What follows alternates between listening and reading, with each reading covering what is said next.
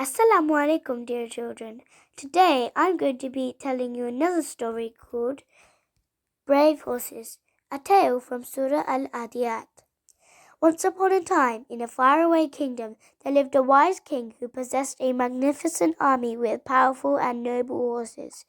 These horses were renowned for their strength, speed, and unwavering bravery. The kingdom flourished under their protection and guidance.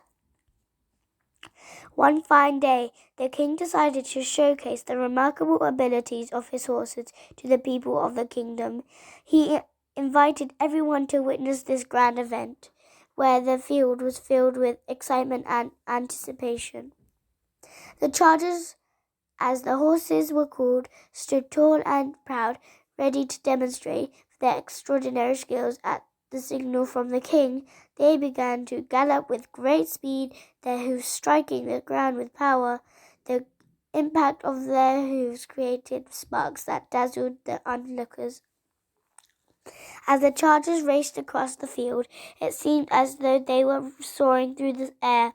With their incredible speed, they could launch a surprise raid on the enemy at the first light of dawn, catching them off guard. Dust clouds rose as the horses charged forward, a spectacular sight that spoke of their strength and might fearlessly. The chargers penetrated the enemy ranks, disrupting their formations and sowing confusion among their adversaries. Their presence alone struck fear into the hearts of the enemies, and their unwavering bravery inspired awe and admiration among all those who witnessed and prowess. The spectators watched in amazement, marveling at the extraordinary abilities of the chargers. It reminded them of the power and strength bestowed upon these noble creatures by Allah, their Creator. After the breathtaking display, the king gathered the people and began to reflect upon the significance of these remarkable horses. He said, "Just as these horses display their power and bravery, we must also remember to be grateful to Allah for all the blessings He has bestowed upon us."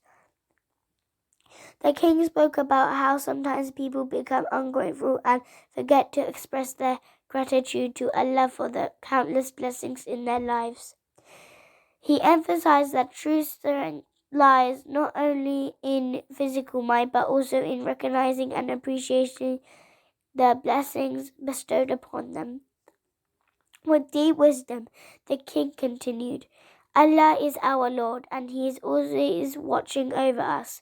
He knows our actions, whether we are grateful or ungrateful. We should strive to be grateful and show our appreciation for His countless favors."